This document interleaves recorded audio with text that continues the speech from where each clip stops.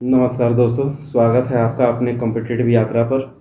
जैसा कि आप सभी जानते हैं कि जेपीएससी का पीटी एग्ज़ाम जो कि अप्रैल माह में निर्धारित की गई है, उसी के उपलक्ष्य में आज हम सूचकांक व रिपोर्ट से संबंधित 15 प्रश्नों को देखेंगे। हमारा राज्य और उसके ज़िले का जो प्रदर्शन होगा और उसकी जो रिपोर्टें प्रकाशित की गई हैं, उसी से संबंधित प्रश्न हम देखेंगे। तो हमारा पहला प्रश्न है, नीति आयोग की मार्च 2025 की डेल्टा रैंकिंग में दे डेल्टा रैंकिंग में देश के 112 आकांक्षी जिलों में झारखंड के किस जिले को प्रथम स्थान प्राप्त हुआ है तथा उसे 10 करोड़ रुपए का पुरस्कार प्रदान किया गया है? पहला चतरा, हजारीबाग, रांची या बोकारो। इसका उत्तर चतरा होगा दोस्तों। चतरा जिले को आकांक्षी जिलों में सबसे प्रथम स्थान प्राप्त हुआ है, जिसमें 10 करोड़ रुपए का पुरस्कार भी प्रदान किया गया है। दूसरा प्रश्न, नीति आयोग के राजकोषीय स्वास्थ्य सूचकांक PIH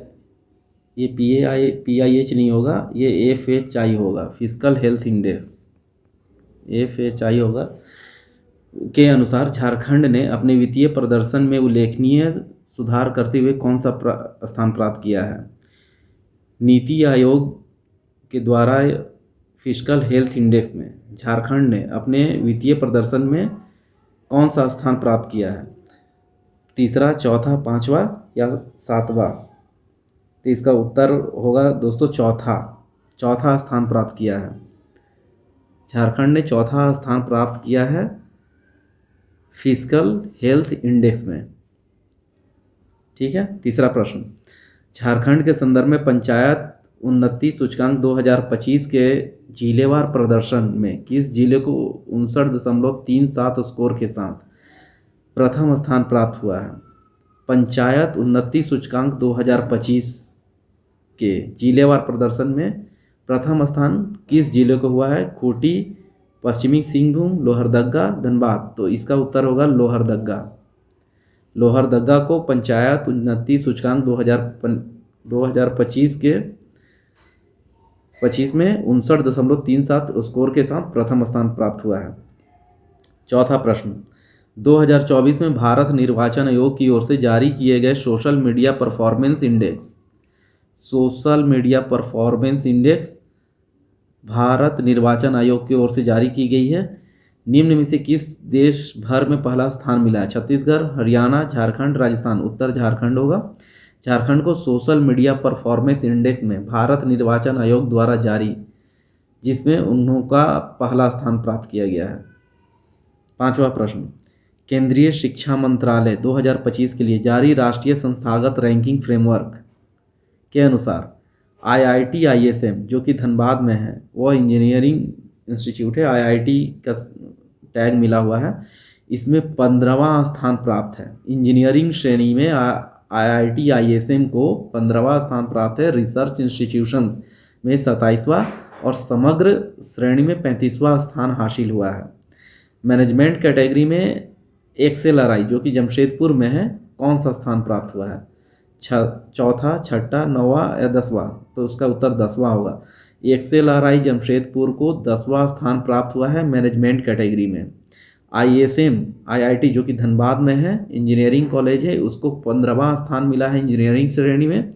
रिसर्च इंस्टीट्यूशन में 27वां और समग्र श्रेणी में 35वां स्थान हासिल हुआ है।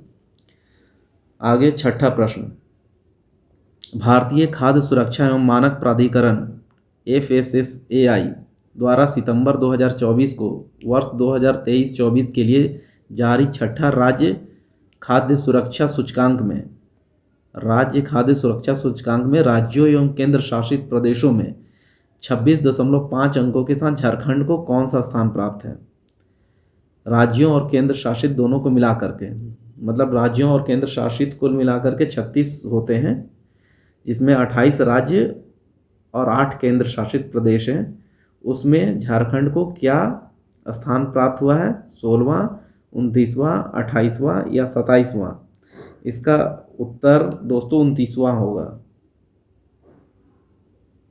29वां स्थान इसे प्राप्त है। 7वां प्रश्न, स्वच्छ भारत मिशन के तहत स्वच्छता सर्वेक्षण 2025 में उत्कृष्ट प्रदर्शन करते हुए 3 से 10 लाख आबादी वाले शहरों में श्रेणी में जमशेदपुर को देश में कौन सा स्थान मिला है? तीसरा, दूसरा, छठा या पहला? तो इसका उत्तर दोस्तों तीसरा होगा। जमशेदपुर को तीसरा स्थान प्राप्त हुआ है 3 से 10 लाख आबादी वाले शहरों में स्वच्छ भारत मिशन के तहत उत्कृष्ट। ये 5वां बार है जिसको झारखंड में सबसे स्वच्छ जिलों में निरूपित किया गया है। 8वां प्रश्न, देश में जलाशयों के लिए पहली बार हुई जनगणना में रिजर्वायर के मामले में झारखंड को देश में दूसरा स्थान प्राप्त हुआ है। रिजर्वायर के मामले में दूसरा स्थान प्राप्त हुआ है। जल संरक्षण के लिए किए गए प्रयास में झारखंड को कौन सा प्राप्त हुआ है? जल संरक्षण में दूसरा, तीसरा, 5वां या 8वां? इसका उत्तर 5वां होगा दोस्तों। 5वां स्थान प्राप्त हुआ है जल संरक्षण में, और रिजर्वायर के मामले में दूसरा स्थान प्राप्त हुआ है। 9वां प्रश्न, प्रधानमंत्री की आर्थिक सलाहकार परिषद द्वारा जारी सामाजिक प्रगति सूचकांक 2024 जो 2025 में जारी हुआ ने अपना झारखंड को भारत के 36 राज्यों और केंद्र शासित प्रदेशों में कौन सा स्थान प्राप्त हुआ है? छठा, 12वां, 18वां या 14वां? तो इसका उत्तर 14वां होगा दोस्तों। 14वां स्थान प्राप्त हुआ है। किसमें? सामाजिक प्रगति सूचकांक में। किसके द्वारा जारी किया गया है? तो आर्थिक सलाहकार परिषद, प्रधानमंत्री इसके हेड होते हैं आर्थिक सलाहकार परिषद के, तो उसमें 14वां स्थान प्राप्त हुआ है। 10वां प्रश्न, नीति आयोग द्वारा 2023-24 के SDG भारत सूचकांक के लिए जारी नवीनतम सतत विकास झारखंड 62 अंकों के साथ नीचे से किस स्थान पर रहा है? इसका बहुत ही बुरा प्रदर्शन हुआ है। तो दूसरा, चौथा, 5वां या 8वां? तो इसका उत्तर दूसरा होगा दोस्तों। नीचे से दूसरा स्थान प्राप्त है, मतलब 27वां इसका रैंकिंग है। इससे नीचे बिहार है शायद। SDG में sustainable development goals NITI Aayog द्वारा जो जारी की गई थी इसकी सूचकांक, उसमें इसका नीचे से दूसरा स्थान प्राप्त है, यानी 27वां स्थान प्राप्त है।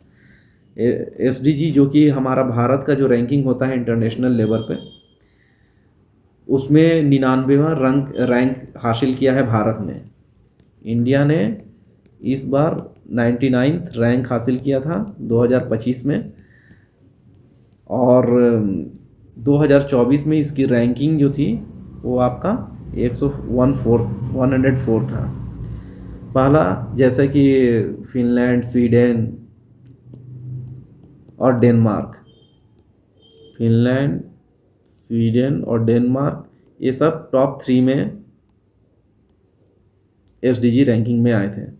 सबसे दिलचस्प बातें ये है कि यूनाइटेड स्टेट्स अमेरिका को 193 रैंक प्राप्त हुआ था। 193 रैंक ऐसा इसलिए हुआ था, सबसे नीचे इसलिए रखा गया था क्योंकि इसने पेरिस एग्रीमेंट से अपने आप को अलग कर लिया था और वर्ल्ड हेल्थ ऑर्गेनाइजेशन से, जिसके वजह से इसकी रैंकिंग सबसे ज़्यादा खराब दी गई थी।